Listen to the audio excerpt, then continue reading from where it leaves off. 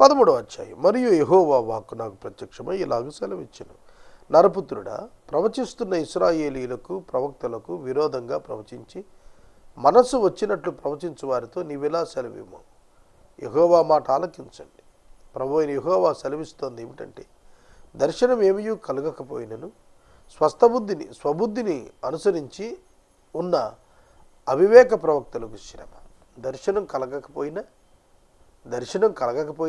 స్వబుద్ధిని ఆధారం చేసుకుని ప్రజలను చీట్ చేస్తున్న వారికి శ్రమ అంటున్నాడు. ఇశ్రాయేలు వారులారా, మీ ప్రవక్తలు పాడైన స్థలాల్లో ఉన్న నక్కలతో సాటిగా ఉన్నారు. నక్కలు, గోతికాడ నక్కలు అనే పేరుంది కదా. ప్రవక్తలు ఎక్కడ లబ్ధి దొరుకుతుందో అక్కడ ప్రత్యక్షం అయిపోతున్నారు తప్ప దేవుడు వాస్తవంగా ఏం చెబుతున్నాడు అనేది వారు గ్రహించటం లేదు, వారు ప్రజలకు చెప్పటం లేదు. నక్కలు ఎంతవరకు కూడా తమ భోజనం కొరకు ఆలోచిస్తాయి, తమ కడుపు నింపుకోవటమే వాటికి ముఖ్యం. అలా దేవుని సేవకులు తయారయ్యారు అని అంటాడు. యెహోవా ఆ దినమును ఇశ్రాయేలీయుల యుద్ధమందు స్థిరముగా నిలిచినట్లు మీరు గోడల్లో ఉన్న బీటల దగ్గర నిలువరు. ప్రాకారమును దిట్టపరచటం. వారు వ్యర్థమైన దర్శనములు చూచి అబద్ధము శోధ చూచి యెహోవా తమను పంపకపోయినను తాము చెప్పిన మాట స్థిరమని నమ్మేటట్లు ఇది యెహోవా వాక్కు అని చెబుతారు. ఇదొక బ్యాడ్ సైన్ ఏమిటంటే, ఒక చెడ్డ సూచన ఏమిటంటే, దేవుడు పంపని వారు కూడా దేవుడే మమ్మల్ని పంపించాడు అని చెప్పి ప్రజలను నమ్మింపజేస్తారంటే దే ఆర్ ద చీటర్స్. వాళ్ళు మోసగాండ్రైనటువంటి యాజకులు. అటువంటి వారిని దేవుడు అనుమతిస్తున్నాడు. ఆ స్థలమున నేను సెలవీకపోయినను ఇది యెహోవా వాక్కని మీరు చెప్పిన మీరు కనిన దర్శనం వ్యర్థమైన దర్శనం కదా, అది నమ్మదగిన సోదిగాండ్రైతిని కదా, మీరు నమ్మదగిన సోదిగాండ్రైతిని కదా. కనుక దేవుడు ఒక ప్రశ్న అడుగుతున్నాడు. సోదగాండ్ర అయిపోతున్నారు యాజకులు ఏమిటి, సోదగాండ్ర ఏమిటి? సోద జరగదు, యాజకుడు చెప్పింది జరుగుతుంది, ప్రవక్త చెప్పింది జరుగుతుంది, సోదగాడు చెప్పింది జరగాల్సిన పని లేదు. కనుక యాజకులే సోదగాండ్ర అయిపోతే వాళ్ళు చాలామంది సోదగాండ్ర బయలుదేరుతున్నారు. మీకు అది జరుగుతుంది ఇది జరుగుతుందని లబ్ధికి గోతికాడ నక్కల వలె తయారవుతున్న సేవకులు కనిపిస్తున్నారు. దాన్ని ప్రభు ఖండిస్తున్నాడు. మీ పరిశుద్ధ బైబిల్ గ్రంథాన్ని తెరవండి. యెహెజ్కేలు గ్రంథము 13వ అధ్యాయము 8వ వచనం నుండి వాక్యాన్ని గమనించండి. కావున ప్రభువైన యెహోవా ఇలాగు సెలవిస్తున్నాడు. కావున అనే పదం పై వచనాలతో సంబంధం తెలియచేస్తోంది. సేవకులు సోదెగాండ్ర అయిపోయారు, ప్రవక్తలు నక్కల వలె తయారయ్యారు. అవివేక ప్రవక్తలు ప్రదర్శనలో ఉన్నారు. దేవుడు వారిని చూచి చెబుతున్నాడు, కావున ప్రభువైన యెహోవా ఇలా సెలవిస్తున్నాడు, మీరు వ్యర్థమైన మాటలు పలుకుతూ నిరర్థకమైన దర్శనాలు కంటున్నారు గనుక నేను మీకు విరోధిని. ఇదే ప్రభువగు యెహోవా వాక్కు. వ్యర్థమైన దర్శనములను కనుచు నమ్మదగని సోదెగాండ్రైన ప్రవక్తలకు నేను పగవాడను. వారు నా జనుల సభలలోనికి రారు. ఇశ్రాయేలీయుల సంఖ్యలో చేరిన వారు కాకపోవుదురు. వారు ఇశ్రాయేలీయుల దోషములోనికి తిరిగి రారు. అప్పుడు నేను ప్రభువైన యెహోవానని మీరు తెలుసుకొందురు. నమ్మదగని సోదెగాండ్రైన ప్రవక్తలను గూర్చి వారు కల్పించిన అబద్ధ దర్శనములను గూర్చి ఖండించాడు. సోదరుడా, సోదరి, the cheap trick of the Satan, సాతానుకున్నటువంటి నీచమైనటువంటి ఆలోచన ఏమిటంటే వెలుగుదూత వేషం. కొరింథీ సంఘానికి పౌలు గారు వ్రాస్తూ, దీనికి ఆశ్చర్యపడకుడి, సాతాను తానే వెలుగుదూత వేషము ధరించుకొని ఏర్పరచబడిన వారిని సైతం మోసపుచ్చుట కొరకు తిరుగుతున్నాడు అని వ్రాయబడింది. యాజకులు అనగానే దైవ ప్రతినిధులుగా భావించే సమాజం మధ్య యాజకులు అనగానే ప్రవచనాలు, భవిష్యత్తును గూర్చిన హెచ్చరికలు దేవుని నుండి పొంది ఇచ్చేవారుగా ఆనాటి సమాజం భావిస్తుండగా, గోధుమల పొలములో గురుగులు విత్తినట్టుగా సాతానుడు దైవ సేవకుల యొక్క వేషంలో దొంగ పరిచారకులను ఏర్పాటు చేశాడు. వారు తమకిష్టమొచ్చిన సోదె మాటలు చెబుతున్నారు.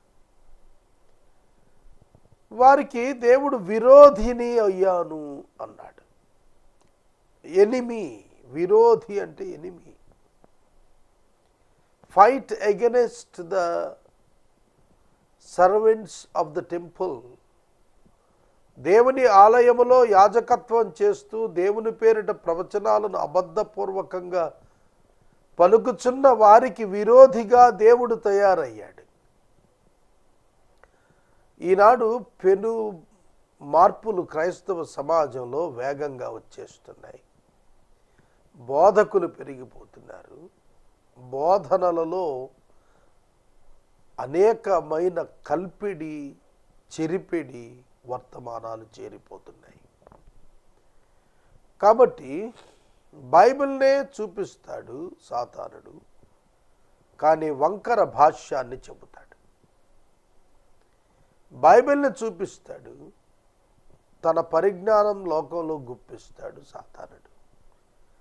విశ్వాసులు జాగ్రత్తగా ఉండాలి.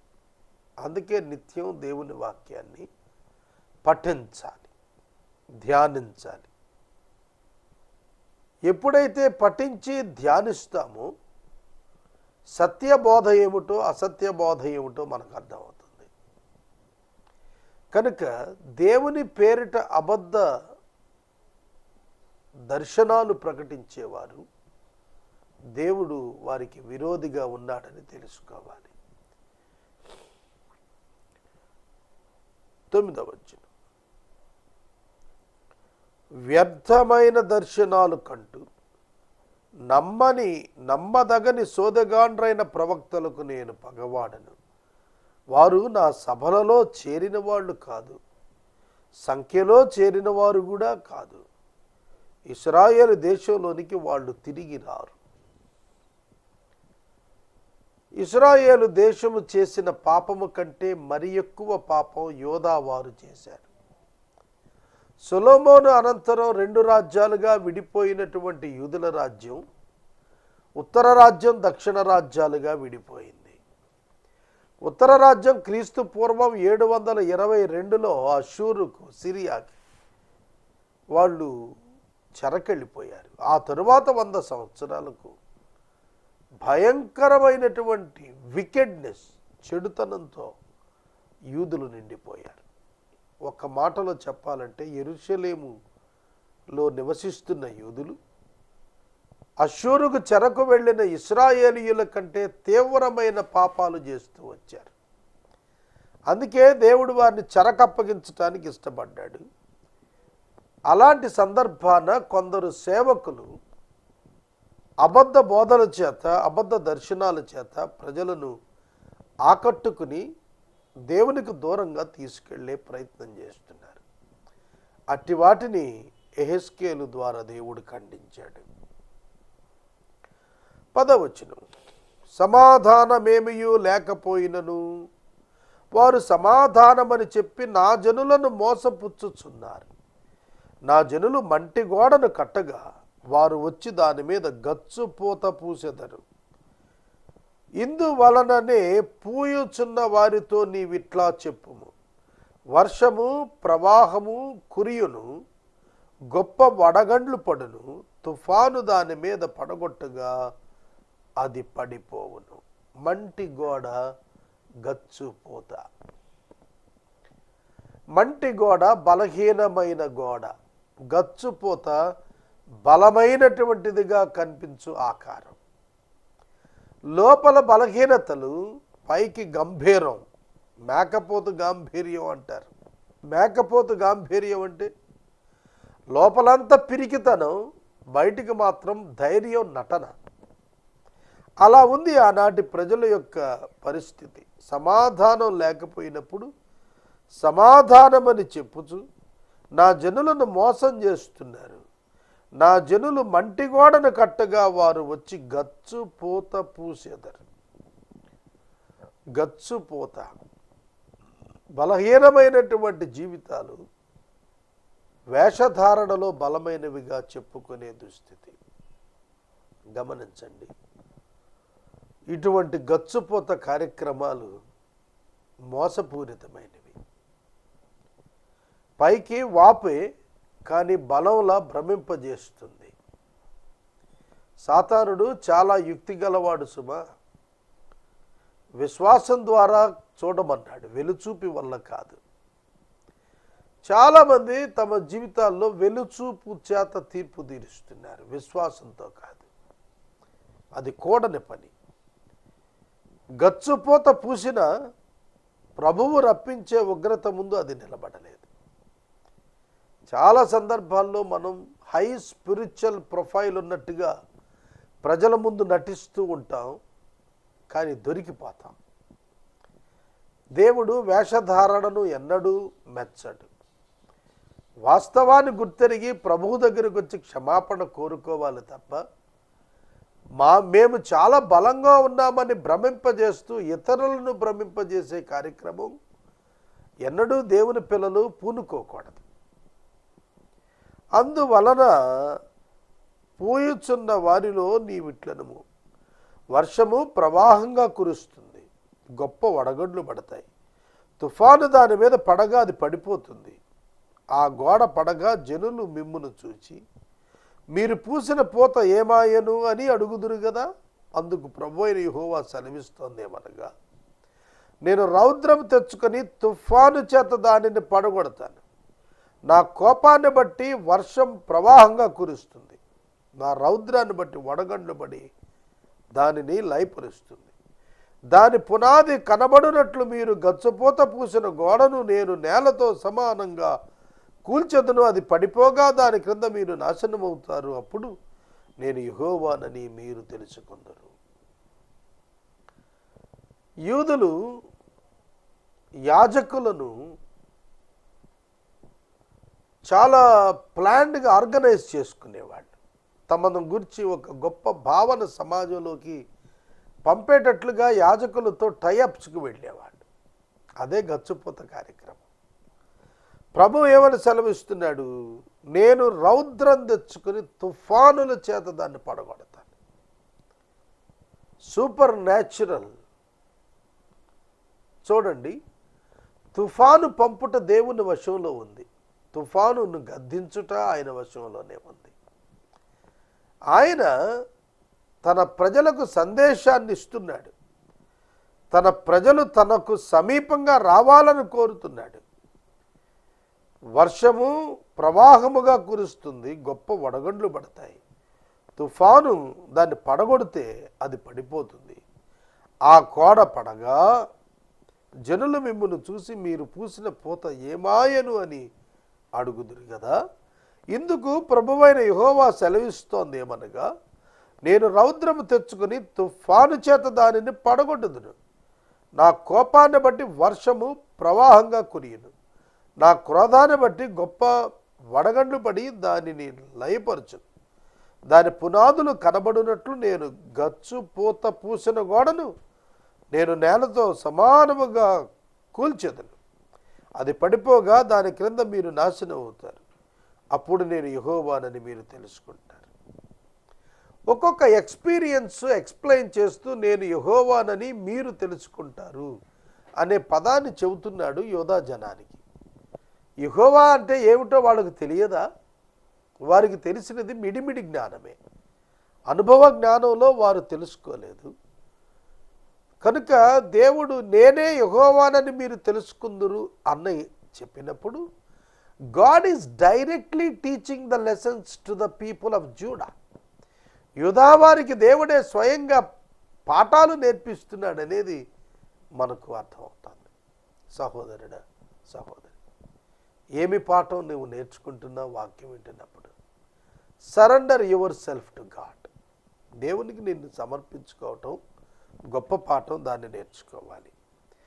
దానికి భిన్నంగా దేవుని ఉగ్రత రౌద్రము ప్రవాహముగా వచ్చేటట్లుగా మన ఆత్మీయ జీవితాలను అప్పగించుకోకూడదు.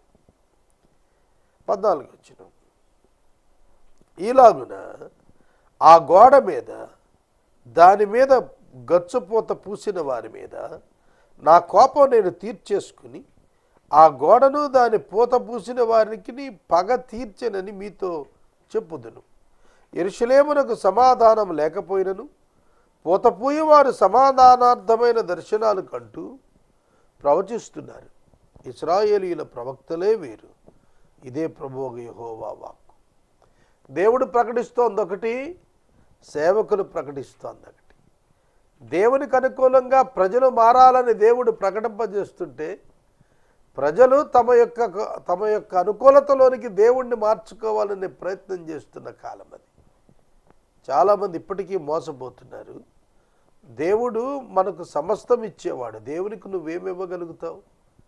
నీ హృదయపూర్వక అర్పణ కృతజ్ఞత ఆయనకి ఇవ్వాలి తప్ప ఆయనకు నువ్వేమి ఇవ్వగలుగుతావు? 1000 కొండల మీద పశువులు ఆయనవే, వెండి బంగారం ఆయనదే. అవును, వెండి బంగారాలు ఆయనవే, 1000 కొండల మీద పశువులు ఆయనవే. ఆయనకి ఎవరు ఏమి ఇవ్వగలుగుతారు? కనుక యూదులు తెలుసుకోవలసిన పాఠం ఏమిటి? దేవునికి తాము ఏమి ఇవ్వగలుగుతామని తాము భావించగలుగుతారు. కనుక సమాధానం లేకపోయినప్పుడు సమాధానమని దర్శనాల చేత మోసపుచ్చేటువంటి వారిని దేవుడు ఖండించాడు. మరియు నరపుత్రుడా, మనసుకొచ్చినట్లు ప్రవచించు, నీ జనుల కుమార్తెల మీద కఠిన దృష్టి ఉంచి వారికి విరోధంగా ఇలా ప్రకటించు. కుమార్తెలు ప్రవచిస్తున్నారు, దాన్ని యోవేలు ప్రవచనంగా చెప్పుకుంటున్నారేమో అప్పటి అబద్ధ ప్రవక్తలు. కానీ దాని వెనకాల, ఆ ప్రవచనాల వెనకాల రైట్ స్పిరిట్ లేదు. మనసుకు ఇష్టం వచ్చినట్లు ప్రవర్తిస్తూ కఠిన దృష్టి వారి మీద ఉంచమన్నాడు. ఇశ్రాయేలు దేవుడైన యెహోవా సెలవిస్తోంది ఏమిటంటే, మనుషులను వేటాడవలనని చేతులు కీళ్ళన్నిటినీ గుడ్డలు గుక్కి ఎవరి ఎత్తు చొప్పున వారి తలకు ముసుగులు చేయు స్త్రీలారా, మీకు శ్రమ. మీరు నా జనులను వేటాడి మిమ్మల్ని రక్షించుకుందరు. అబద్ధపు మాటలను అంగీకరించుచు నా జనులతో అబద్ధపు మాటలు చెబుతూ చేరేడి ఎవలకును రొట్టె ముక్కలకును ఆశపడి మరణమునకు పాత్రులు కాని వారిని చంపుచు బ్రతుకుటకు అపాత్రులైన వారిని బ్రతికిస్తూ నా జనులలో మీరు నన్ను దూషిస్తూ ఉన్నారు. నన్ను దూషించెదరు. దేవునికి దూషణ కలిగేటువంటి అపవాదు వచ్చేటువంటిది ఏమిటట? పాత్రులు కాని వారిని చంపేస్తున్నారు. మరణానికి పాత్రుడు కాని వాడిని చంపటం ఎంత ప్రమాదం. కనుక వారు స్పిరిచువల్ స్టేటస్ స్టబర్న్గా లేదు, లేదా వేరుపారినట్లుగా లేదు, చంచలమైన వారిగా కనిపిస్తున్నారు. కావున ప్రభువైన యెహోవా ఇలా సెలవిస్తున్నాడు, నేను దుఃఖపరచని నీతిమంతుని మనసును అబద్ధముల చేత మీరు దుఃఖం పరుస్తారు. దుర్మార్గులు తమ దుష్ట ప్రవర్తన విడిచి తమ ప్రాణాలను రక్షించుకొనకుండా మీరు వారిని ధైర్యపరుస్తారు. కనుక మనుషులను వేటాడుటకై మీకు కుట్టు గుడ్డలకు నేను విరోధినై వారిని నడిపించేదను. మీ కౌగిలిలో నుండి వారిని ఓడబెరికి మీరు వేటాడు మనుషులను నేను వారిని విడిపించి తప్పించుకుని వచ్చేదను. మరియు నేను యెహోవానని మీరు తెలుసుకునేటట్లు మీరు వేసిన ముసుగులను నేను చింపి మీ చేతులలో నుండి నా ప్రజలను నేను విడిపిస్తాను. వేటాడుటకు వారెకును మీ వశాన ఉండరు. చూడండి, యాజకులు వేసిన ముసుగులు దేవుడు చింపేస్తానన్నాడు. అవును, మతం ముసుగు చింపబడాలి. నేను ఒక ఆర్టికల్ సిద్ధం చేస్తున్నాను, గోడలు బద్దలు కొట్టుకుని బయటికి రా క్రైస్తవా అని. అవును, చాలా ముసుగులు ఉన్నాయి క్రైస్తవ్యంలో, చాలా ముసుగులు. డినామినేషన్ ముసుగు, సిద్ధాంతాల ముసుగు, రకరకాల ముసుగులు. వాటిని చీల్చుకొని రావాలి. దేవుడు ప్రతి విధమైనటువంటి ఆటంకములను, ముసుగులను చింపేస్తాడు. మీ చేతులను నా జనులను విడిపిస్తానని దేవుడు వాగ్దానం చేస్తున్నాడు. ఎవరి చేతుల్లో నుండి? బోధకుల చేతుల్లో నుండి, యాజకుల యొక్క చేతుల్లో నుండి. సోదరుడా, సోదరి, యాజకుడంటే ఒక గౌరవం కదూ పాత నిబంధనలో. అట్లాంటిది వారి చేతుల్లో నుండి ప్రభువు తన బిడ్డలను తప్పించుకోవాల్సి వచ్చిన పరిస్థితి వచ్చింది.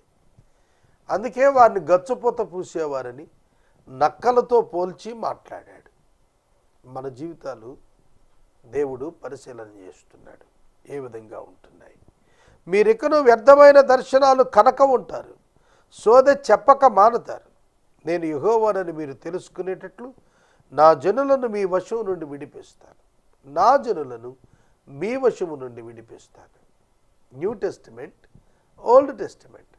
ఓల్డ్ టెస్టిమెంట్లో మందిరము, యాజకులు, ఆచారాధనలు ఉన్నాయి. క్రొత్త నిబంధనలో మందిరంగా మనమే మార్చబడతాం. ఆచారం లేదు క్రొత్త నిబంధనకు. కనుక క్రొత్త నిబంధన స్వేచ్ఛనిస్తుంది. క్రొత్త నిబంధన నిత్య జీవాన్ని వాగ్దానం చేసింది. కనుక ప్రభువే మనకు అట్టి స్థితిని కలుగజేస్తే దాన్ని కొట్టివేయగలిగిన వాడెవడు? కనుక కృపాకాలంలో ఉన్నటువంటి మనం దేవుని యొక్క మనస్సును అర్థం చేసుకోవాలి. దేవుడు గొప్ప మనసు గలవాడు. తన బిడ్డలను సంరక్షించడానికి ఆయనకు ప్రణాళిక ఉంటుంది.